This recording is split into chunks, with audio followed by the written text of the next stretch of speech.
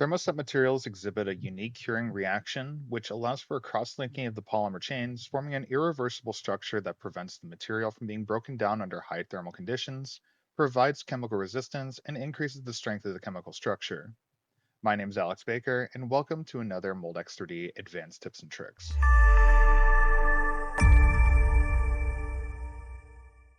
When considering a thermoset material in Moldex 3D simulation, one of the most important properties that we need to consider is how the material cures, when the material cures, and what conditions and what time is required to allow the material to cure before the part is ejected from the mold. Typically, the result item that we're looking at is called conversion.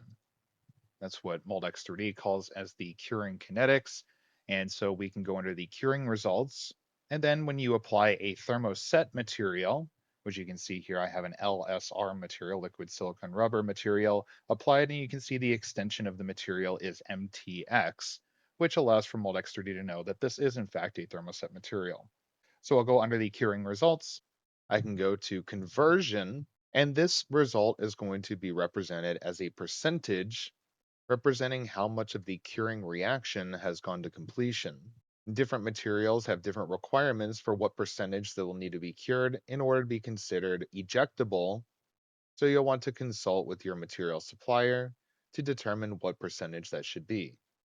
In this case, it seems that our material got to about 82.7% cured at the specified time of 1500 seconds.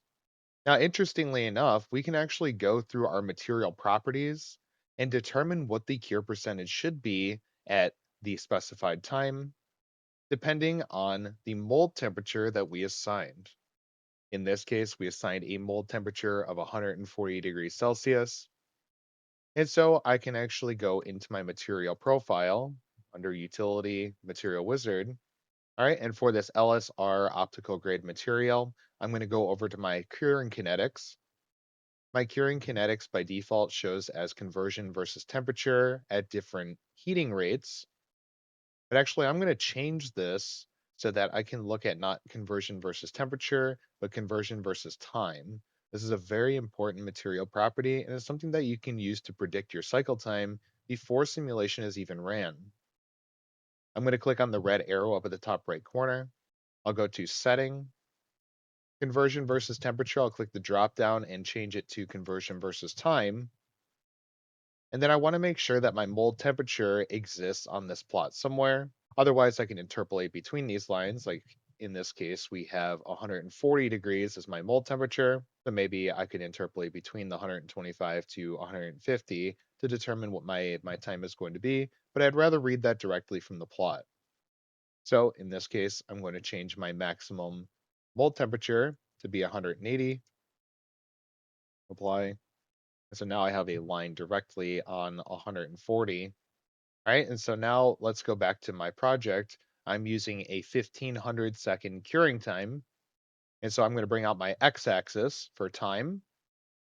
I'm going to bring that all the way out past 1500 seconds. I'll go all the way out to 2000 seconds, for example.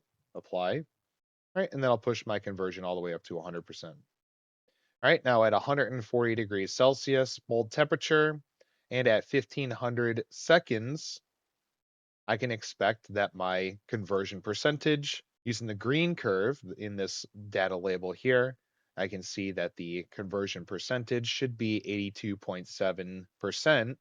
And in fact, that's exactly what we see in our result, 82.7%. So you can use this to very accurately predict what your cycle time is going to need to be in order to get to a particular conversion percentage from your molding process.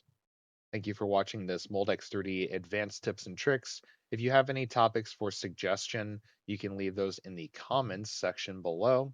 You can leave a like on your way out, and you can subscribe to the Moldex 3D North America YouTube channel to get notified when videos like this get posted in the future.